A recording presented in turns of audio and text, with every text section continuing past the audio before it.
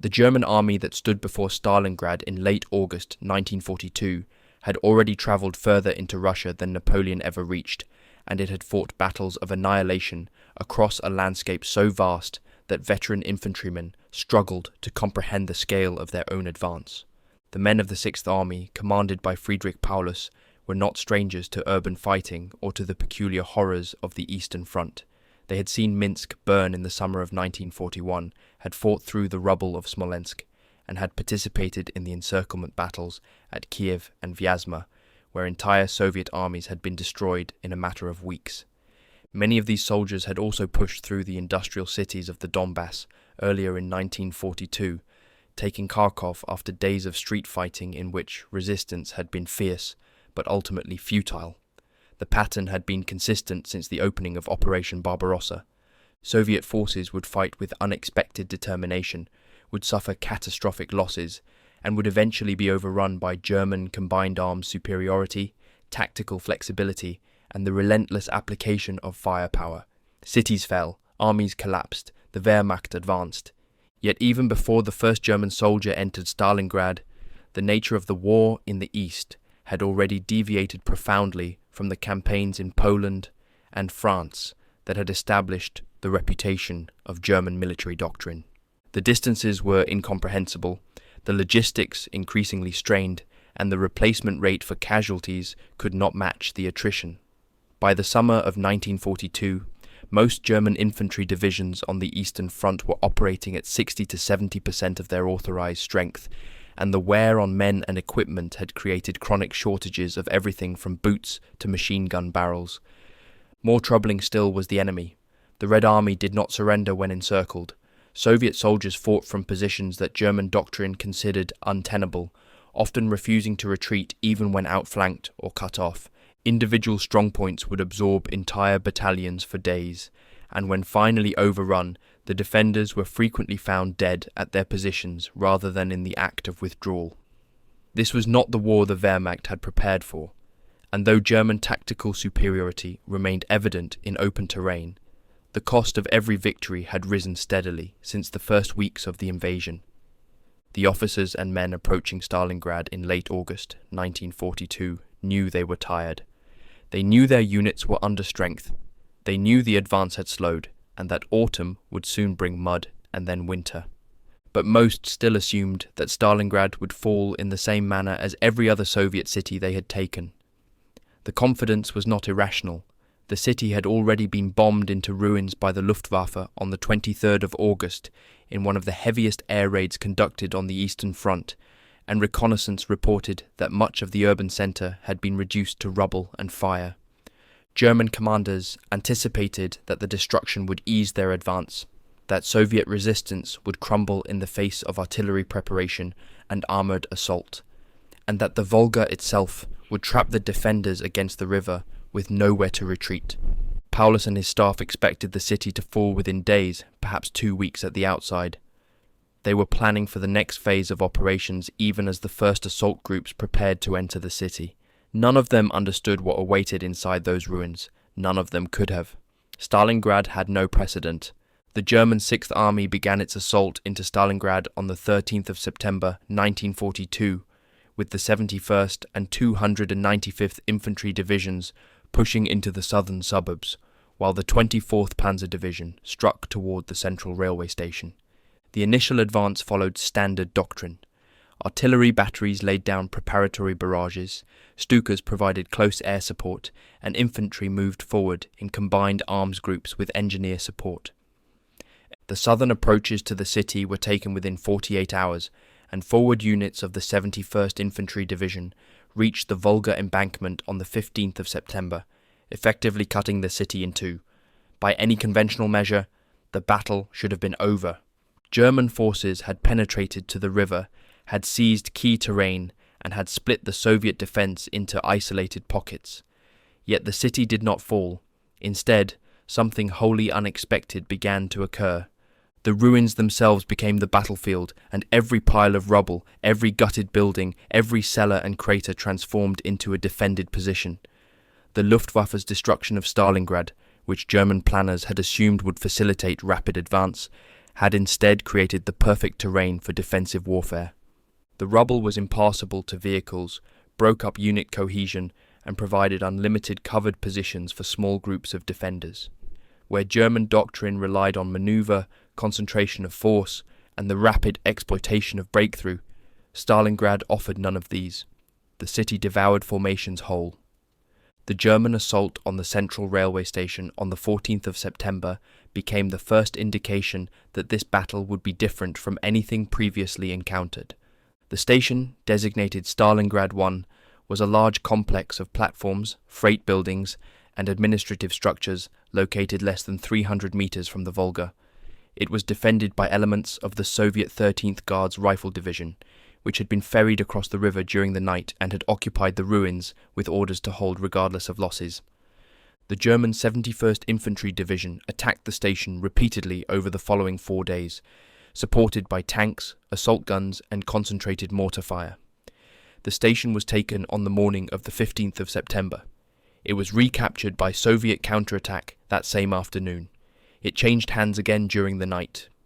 Over the next 72 hours, the railway station was fought over in a continuous cycle of assault, counter-assault, hand-to-hand combat, and temporary occupation.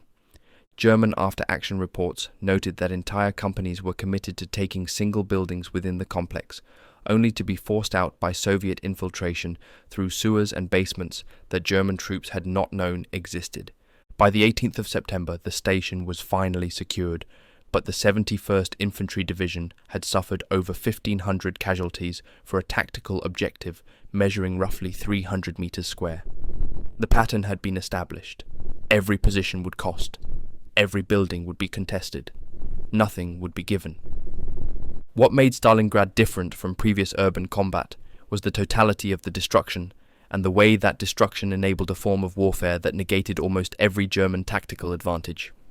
In cities like Kharkov or Smolensk, German forces could use armor to isolate strongpoints, could bring up artillery to reduce fortified buildings, and could maneuver around resistance to strike headquarters and supply lines. Stalingrad allowed none of this. The rubble made armoured operations almost impossible except along a handful of cleared streets, and those streets were targeted killing zones swept by anti-tank guns and snipers.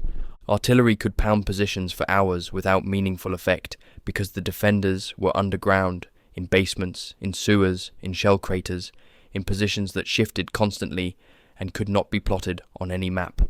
The three-dimensional nature of the battlefield meant that front lines ceased to exist in any recognizable form. A German unit might control the ground floor of a building, while Soviet troops held the basement and upper floors. Fighting occurred simultaneously at every level.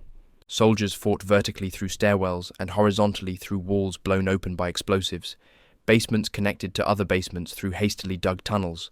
Sewer systems allowed Soviet assault groups to appear behind German positions without warning. Rooftops became sniper positions and observation posts. The city became a labyrinth where visibility was measured in meters, where entire platoons could be destroyed in rooms their commanders never saw, and where death came from every direction at once. The weapons and equipment that German soldiers carried into Stalingrad had been designed for a different kind of war. The standard-issue Karabiner 98K bolt-action rifle was an excellent weapon for its intended purpose, accurate and reliable, but it was fundamentally unsuited to the close-quarters combat that dominated the city fighting. A soldier armed with a Kar 98Ki could not match the rate of fire of an opponent with a submachine gun at ranges of 10 to 20 meters, and most engagements in Stalingrad occurred at exactly these distances. The German MP-40 submachine gun partially addressed this problem, but supply remained chronically inadequate. A typical German infantry company in Stalingrad might have 10 to 15 MP-40s distributed among its 150 men, with the remainder carrying rifles. Soviet infantry, by contrast, were increasingly equipped with the PPSH-41 submachine gun, a weapon that could be produced in vast numbers and which fired a drum magazine of 71 rounds. The PPSH's rate of fire and magazine capacity gave Soviet assault groups an overwhelming advantage in the confined spaces of urban combat. German soldiers learned to fear the distinctive sound of the PPSH in the ruins, and captured Soviet submachine guns became prized possessions, used whenever ammunition could be obtained. The imbalance in automatic weapons fundamentally shaped the tactical dynamic of the street fighting and contributed directly to German casualties. Grenades became the primary infantry weapon in Stalingrad, more important than rifles or machine guns. The standard German steel hand grenade Model 24, the stick grenade, proved particularly effective in urban fighting because its design allowed it to be thrown further and with greater accuracy than the Soviet RGD-33 defensive grenade.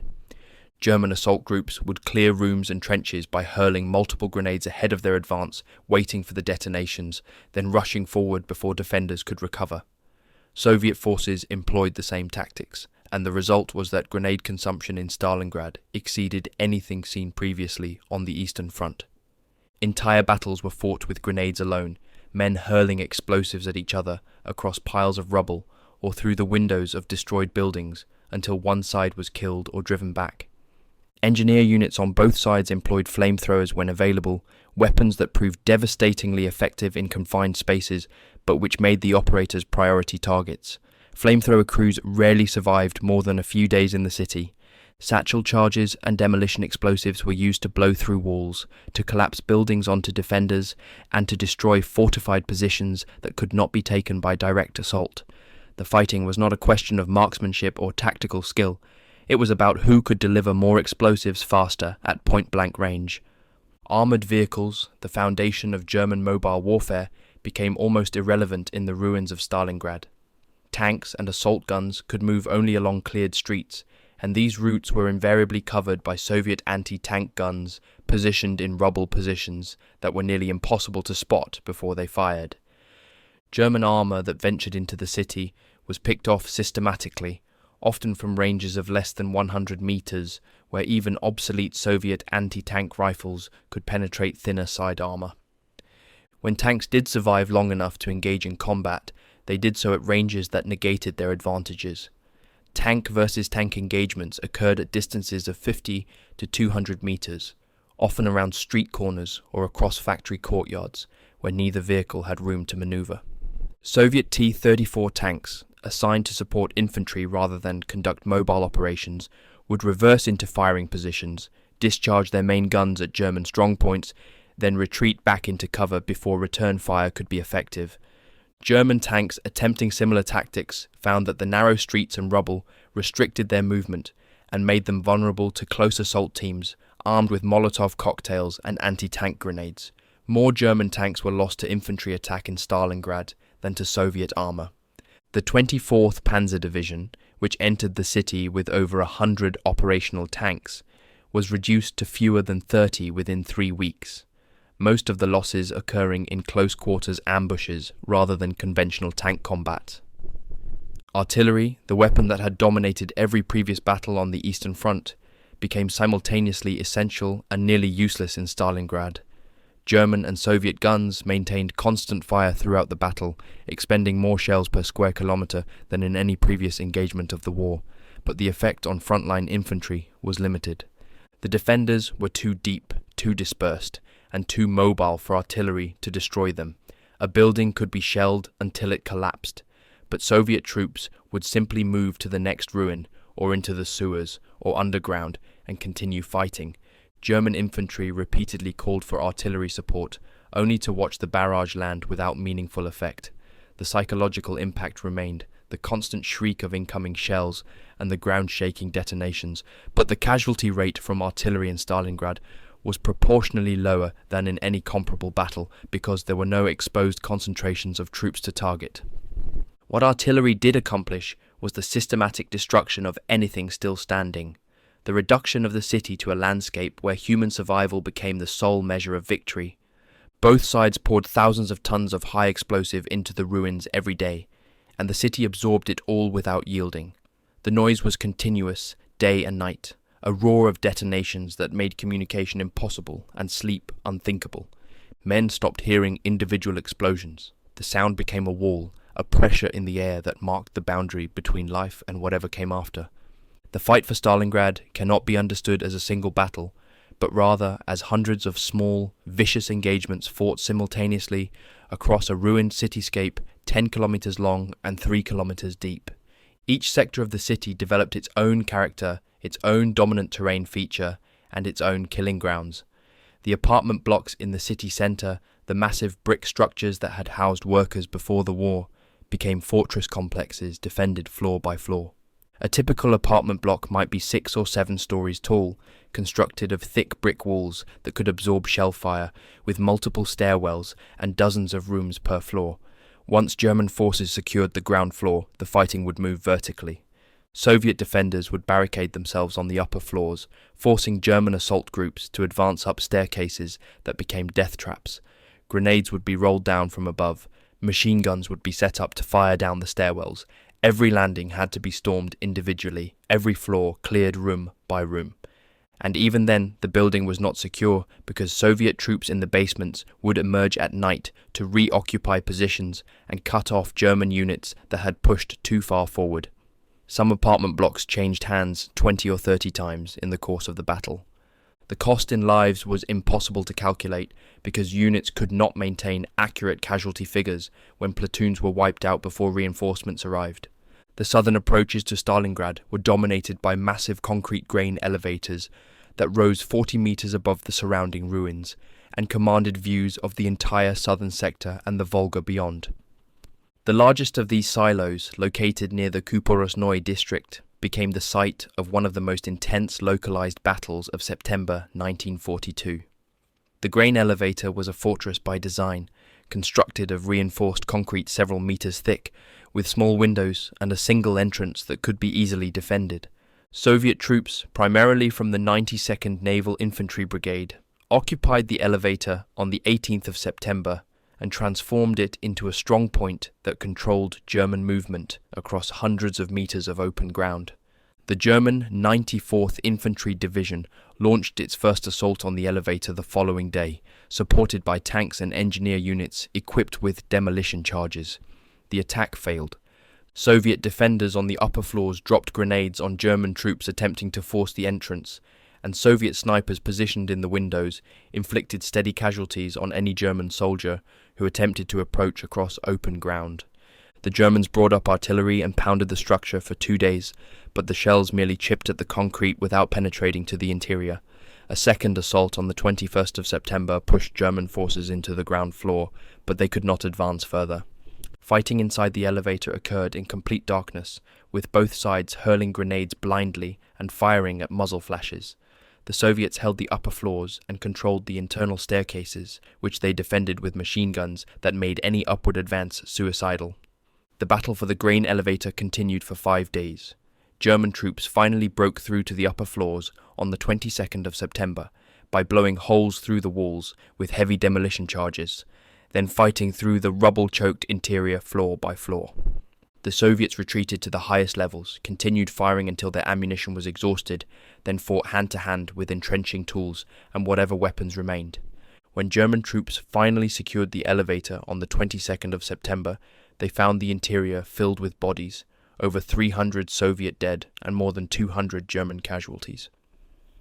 The entire battle had been fought for control of a single building that had no strategic value beyond its position on the map. This was the reality of Stalingrad. Every structure, no matter how tactically insignificant, became a battle unto itself. Every building cost a company. Every block cost a battalion. The mathematics of attrition were remorseless and one-directional. The Mamayev Kurgan, a hill rising 102 meters above the city and located in the center of Stalingrad, became the most contested piece of ground in the entire battle. The hill dominated observation across the entire battlefield and provided firing positions that could interdict German movement throughout the central districts. Soviet forces occupied the Kurgan when German troops first entered the city, and both sides immediately recognized that control of the hill would determine the course of the fighting. The German 295th Infantry Division attacked the Kurgan repeatedly throughout September and early October, sometimes gaining the summit for hours or days, before being driven off by Soviet counterattacks launched from the reverse slope. The hill changed hands so many times that accurate records became impossible, but post-war analysis suggests the Kurgan was taken and retaken at least 10 times between mid-September and mid-November. The fighting on the slopes was unlike anything else in the city. There was no cover. The ground was open, churned by shell fire, and littered with bodies that could not be recovered because neither side could hold the ground long enough to bury the dead. German infantry advancing up the slopes were cut down by Soviet machine guns firing from prepared positions at the summit. When German troops finally reached the top, they were immediately targeted by Soviet artillery firing from across the Volga, and the survivors would be forced off the hill by Soviet infantry counter-attacking from trenches and bunkers on the reverse slope that German observers could not see. The cycle repeated endlessly. Units were fed into the Kurgan and destroyed. Replacement troops arrived and were committed to the same killing ground. By October, the hill was covered with the dead from both armies, bodies lying in shell craters and trenches, frozen when the weather turned cold, gradually buried under snow and fresh earth thrown up by continued shelling. The factory district in northern Stalingrad, comprising the Red October steel plant, the Barricadi arms factory, and the Dzerzhinsky tractor works, became the focus of German offensive operations in October and November 1942. These were not merely factories, but industrial complexes covering several square kilometers each, built of brick and concrete, with workshops, warehouses, foundries, and rail yards that created a defensive zone unlike anything German troops had encountered. The factories were interconnected by underground tunnels, had multiple levels including deep basements, and contained machinery and equipment that provided ready-made fortifications. The Barricadi factory, which had produced artillery pieces before the war, contained massive lathes and forging equipment that Soviet troops used as cover and firing positions. The Red October plant, one of the largest steelworks in the Soviet Union, included blast furnaces, rolling mills, and slag heaps that created a landscape of metal and fire even after production had ceased. German infantry entering the factory district found that standard tactics were useless. Rooms might be 30 meters across and filled with industrial equipment that blocked movement and provided countless concealed positions. Basements extended 3 or 4 levels down and connected to other buildings through underground passages. Even when a building appeared to be cleared, Soviet troops would emerge from tunnels or sub-basements and counterattack from the rear. The assault on the Dzerzhinsky tractor factory began on the 14th of October 1942 with 6 German divisions attacking along a 3-kilometer front. The offensive was supported by over 3,000 artillery pieces and hundreds of aircraft, the largest concentration of German combat power employed in the city to that point. The goal was to drive through to the Volga and finally split the Soviet defense. The attack succeeded in penetrating Soviet lines and reaching parts of the factory complex within 48 hours, but it could not break through to the river. Soviet reinforcements, ferried across the Volga at night under German artillery fire, plugged every gap as soon as it appeared. The fighting inside the tractor factory lasted for 3 weeks and devolved into the same pattern that had characterized every other sector of Stalingrad. German assault groups would clear a workshop or assembly hall, advance 20 meters, then be stopped by Soviet defenders firing from the next room or from positions in the machinery. Soviet counterattacks would recapture what had been taken hours earlier. Entire companies disappeared into the factory complex and were never seen again, their fate unknown until reconnaissance patrols discovered their bodies days or weeks later in basements or buried under rubble from collapsed buildings. By early November, the 6th Army had committed every available reserve to the factory fighting and had gained perhaps 1 kilometer of ground at the cost of over 20,000 casualties. The Volga remained beyond reach. The city would not fall. The psychological effect of the fighting in Stalingrad exceeded anything in the prior experience of the Wehrmacht. German soldiers who had survived the campaigns of 1941 and 1942, who had endured winter combat and the endless mud of the Rasputitsa, found themselves breaking under conditions that were categorically different from anything previously encountered. The sound was the first element that destroyed men. The noise of combat in Stalingrad was continuous and all-encompassing, a physical pressure that made thought impossible and sleep unattainable. Artillery fire never stopped. Soviet Katyusha rocket launchers fired salvos day and night, the distinctive shriek of the rockets adding to the roar of conventional guns. German artillery answered in kind. Aircraft overhead added the scream of Stuka dive bombers and the engines of Soviet ground attack planes. The sound of small arms fire was constant, the rattle of machine guns and the crack of rifles merging into a background hum that was interrupted only by the closer, sharper reports of grenades and demolition charges exploding in buildings nearby. Men could not communicate except by shouting directly into each other's ears. Orders were passed by runners or hand signals.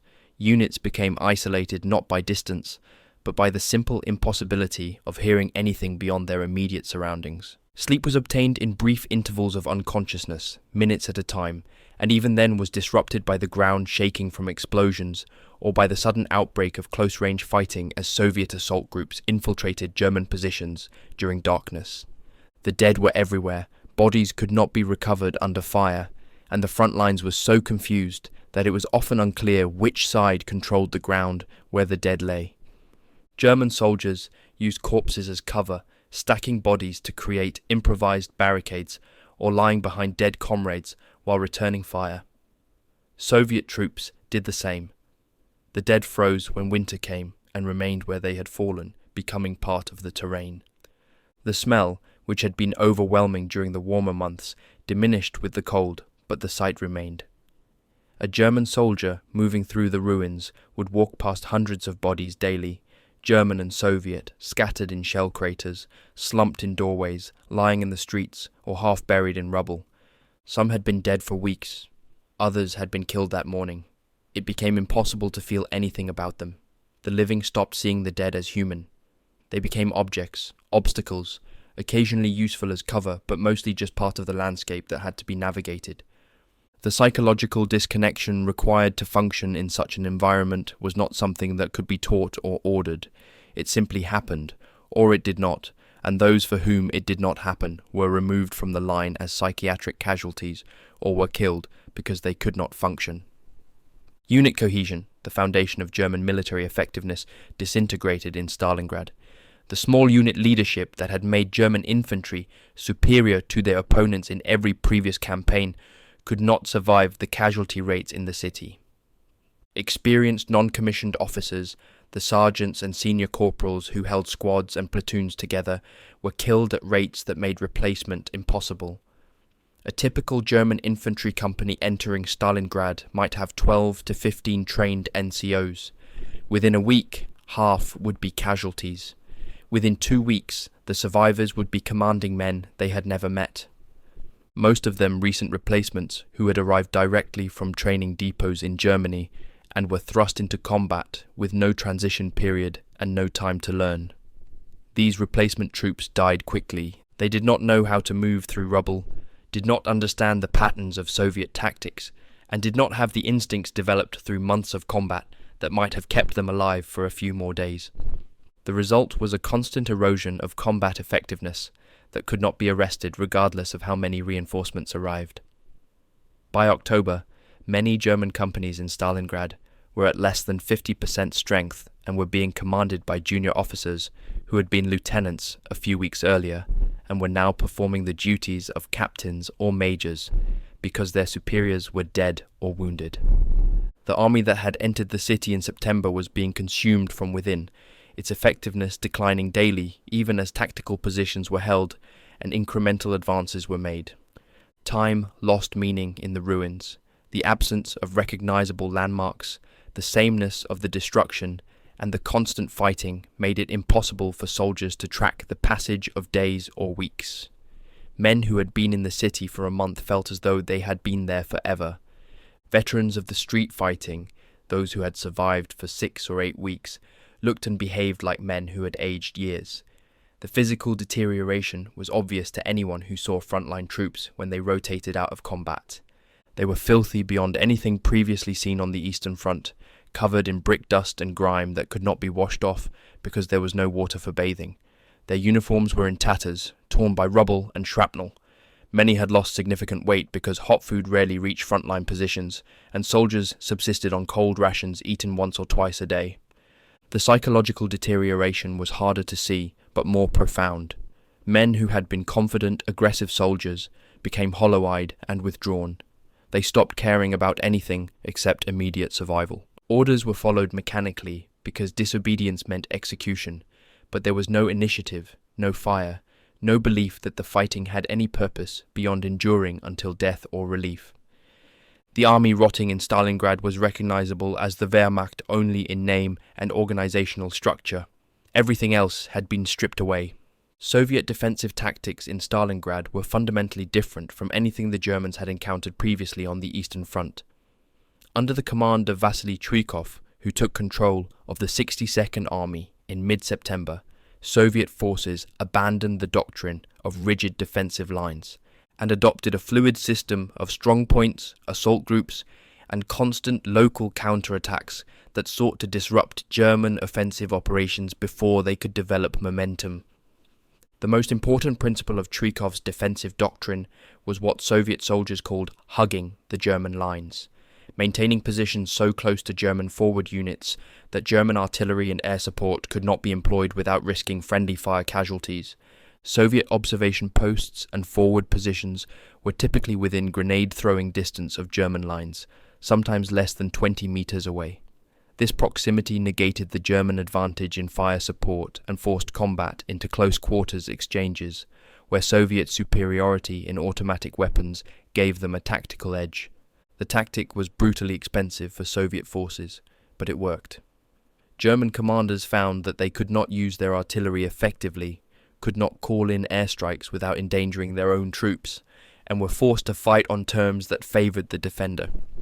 Soviet assault groups operated independently of larger formations and were typically composed of 8 to 10 men armed with submachine guns, grenades, and anti-tank weapons.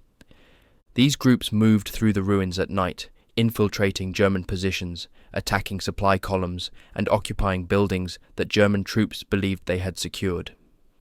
The assault groups did not hold ground. Their purpose was to disrupt, to create confusion, and to inflict casualties on German rear area units who were unprepared for close combat.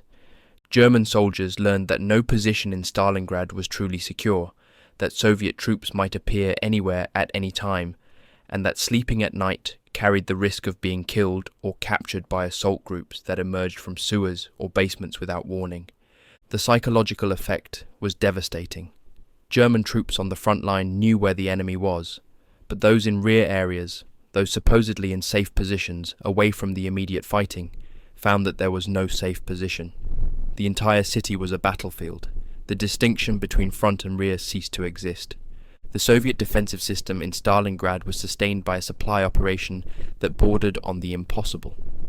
The Volga River, which ran along the eastern edge of the city, was the only supply line available to Soviet forces, and it was under constant German artillery and air attack. Soviet boats and ferries crossed the river every night, carrying ammunition, food, and reinforcements to the western shore, under fire from German positions that overlooked the river from multiple points. The crossing was the most dangerous single journey a Soviet soldier could make during the battle. Boats were hit and sunk regularly. Men drowned in the river or were killed on the shore as they disembarked. Those who survived the crossing arrived on the western bank and moved immediately into combat, sometimes within minutes of landing, because the Soviet-held territory on the west bank was so narrow that there was no rear area to receive and organize reinforcements. The supply of ammunition across the river was equally hazardous. Shells and small arms ammunition had to be moved by hand from the east bank to forward positions on the west bank, often under German observation and fire. The fact that Soviet forces in Stalingrad never ran out of ammunition, never ceased fighting even when encircled and cut off from adjacent units, testifies to the effectiveness of the supply operation and the willingness of Soviet logistics personnel to accept catastrophic losses in order to maintain the flow of material. Political pressure and discipline within Soviet units was severe in ways that had no equivalent in the German army. Soviet soldiers understood that failure to fight, retreat without orders, or surrender would result in summary execution. NKVD blocking detachments positioned behind frontline units had orders to shoot anyone who attempted to flee combat. This was not theoretical. Soviet soldiers who broke under fire were shot by their own side, and the knowledge of this created a form of discipline that was qualitatively different from anything in the German military system. German soldiers fought because of training, because of unit loyalty, and because retreat in Stalingrad was often more dangerous than holding position. Soviet soldiers fought for the same reasons, but also because they had no choice. The result was a defensive determination that astounded German commanders who had expected Soviet resistance to collapse once German forces reached the Volga. Instead, Soviet units fought until they were completely destroyed, and when destroyed, were replaced by fresh units ferried across the river to continue the battle. The Soviet system was not efficient, casualties were enormous, but it worked because the Soviet command structure accepted losses that would have been considered intolerable by any Western military standard and maintained offensive pressure even when outgunned and outnumbered at the tactical level. The German Sixth Army was destroyed in Stalingrad before it was ever encircled. The encirclement that began with Operation Uranus on the 19th of November 1942 merely formalized what had already occurred through months of attrition inside the city. By early November, German infantry divisions in Stalingrad were at 20 to 30% of their authorized strength, and the replacements arriving from Germany were insufficient to offset casualties. The 305th Infantry Division, which had entered the city in September with over 12,000 men, was reduced to fewer than 3,000 effectives by the end of October. The 389th Infantry Division, committed to the factory fighting in mid-October, suffered 40% casualties within 2 weeks and was effectively destroyed as a combat formation by early November. Across the Sixth Army, the pattern was identical. Units maintained their organizational designations, their division and regiment numbers, but the formations themselves had ceased to exist as coherent military entities. What remained were ad hoc combat groups, fragments of companies and battalions commanded by whoever still survived, holding positions because orders demanded it and because there was nowhere to withdraw. The ammunition situation deteriorated throughout October and November, as German logistics struggled to supply an army fighting a battle for which no planning had been conducted. The expenditure of grenades and small arms ammunition in street fighting far exceeded pre-war estimates, and the supply system could not keep pace. German infantry in forward positions were reduced to carrying counts of grenades and machine gun belts that would have been considered criminally inadequate in any other context. A soldier might enter combat with 3 or 4 grenades when doctrine called for 10. Machine gun crews rationed their ammunition, firing in short bursts when they would have previously fired continuously. The shortage extended to artillery ammunition as well, and by early November, German batteries were restricted to firing quotas that limited their ability to support infantry operations. Soviet forces, supplied across the Volga, despite German interdiction efforts, maintained their rate of fire without apparent constraint. The imbalance in available ammunition directly affected combat outcomes and contributed to the sense among German soldiers that they were being ground down without hope of victory. The loss of experienced junior leaders proved catastrophic for German combat effectiveness. By November 1942, the majority of squad and platoon leaders in the Sixth Army were dead or wounded, and their replacements lacked the tactical proficiency and battlefield awareness that had made German small unit tactics superior to Soviet equivalents.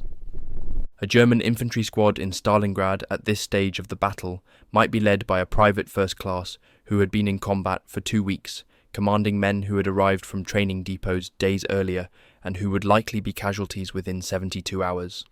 These units could hold positions under fire because German discipline remained intact, but they could not conduct the aggressive, flexible small unit operations that had characterized German infantry tactics earlier in the war. Soviet assault groups, by contrast, were experienced in street fighting and knew the terrain intimately. The tactical balance shifted slowly but decisively in favor of the defenders, and German gains after mid-October became almost imperceptible. The advance toward the Volga slowed to meters per day, then stopped entirely. Victory inside Stalingrad became impossible before the encirclement. This fact was evident to frontline commanders by late October, though it was not acknowledged at higher command levels. The city could not be taken by the forces available, and the attrition rate meant that time favored the defender. Every day the battle continued, the German Sixth Army grew weaker, while Soviet forces, supplied across the Volga and reinforced nightly, maintained their strength. The geography of the battlefield meant that even if German forces succeeded in reaching the Volga along the entire length of the city, an objective they never achieved, Soviet forces could not be dislodged from pockets of resistance and would continue fighting indefinitely from isolated positions supplied by river. The battle had no military resolution. It could only end with the complete mutual annihilation of both armies, and the side that could sustain reinforcement and supply would eventually prevail. That side was not Germany. Operation Uranus, the Soviet encirclement of the Sixth Army, began on the 19th of November 1942 with simultaneous attacks north and south of Stalingrad against Romanian positions defending the flanks of the German salient. The encirclement closed 4 days later when Soviet armoured spearheads met at Kalach on the Don River, trapping the 6th Army and portions of the 4th Panzer Army in a pocket roughly 50 kilometres east to west and 40 kilometres north to south. The encirclement is often described as the decisive moment of the Battle of Stalingrad, but for the German soldiers fighting in the city, the encirclement changed almost nothing in their immediate tactical situation. They had already been cut off in practical terms. Supplies had been inadequate before the encirclement and remained inadequate afterward. The fighting in the ruins continued exactly as it had for the previous 2 months. Soviet assault groups still attacked at night. German positions still had to be defended. Men still died at the same rate and in the same ways. The encirclement mattered strategically because it meant that no relief would come and that the end was now mathematically certain, but tactically, for the men in the ruins, the battle remained the same grinding, close-quarters killing that had consumed them since September.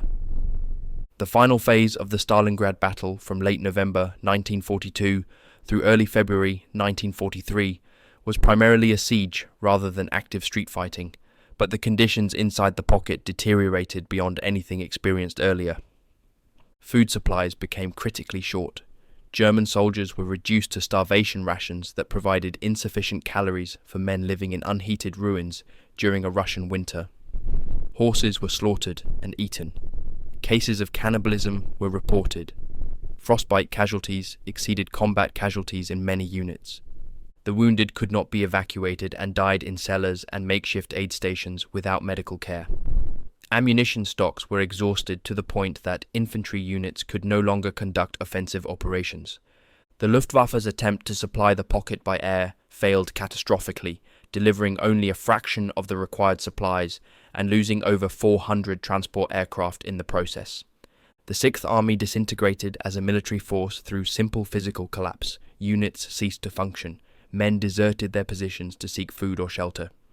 Discipline, which had held through months of combat, finally broke. On the 31st of January 1943, the southern pocket surrendered.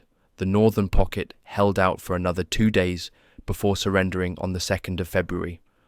Of the approximately 290,000 German and Axis troops encircled in Stalingrad, fewer than 6,000 returned from Soviet captivity. The remainder died during the battle, in the immediate aftermath, or in Soviet prison camps where they perished from disease, malnutrition, and exhaustion. The casualty figures are difficult to calculate with precision because unit records were lost, and because the distinction between killed in action, died of wounds, died of starvation, and died in captivity is often unclear. What is certain is that the German 6th Army, one of the most powerful formations in the Wehrmacht at the start of 1942, was completely destroyed. The divisions that had fought in Stalingrad ceased to exist. The officers and men who had survived months of street fighting did not survive the winter or the camps. The Stalingrad survivors who eventually returned to Germany were statistically irrelevant, individuals rather than formed units, and most of them died of illnesses related to their captivity within years of repatriation. Stalingrad proved that modern industrial warfare, when conducted in an urban environment, produces a form of combat for which military doctrine provides no adequate preparation and which human beings are not psychologically equipped to endure. The battle demonstrated that technology, when confined to rubble and ruins, loses most of its effectiveness, and that warfare returns to its most primitive form of close-range killing, with grenades and small arms. It proved that soldiers, regardless of training or national character, will break under sustained exposure to conditions that combine absolute destruction, continuous noise, constant danger, and the proximity of massive casualties that cannot be recovered or even acknowledged. The German army entered Stalingrad with tactical doctrines that had succeeded across Europe and the Soviet Union. and discovered that none of those doctrines functioned in the environment created by urban rubble fighting. The Soviets entered with even less preparation and succeeded primarily through willingness to accept unlimited casualties and to continue fighting after their forces had been shattered multiple times over. Neither side won the street fighting. The Soviets merely lasted longer. The question of how bad the street fighting in Stalingrad really was cannot be answered by casualty statistics or by tactical descriptions.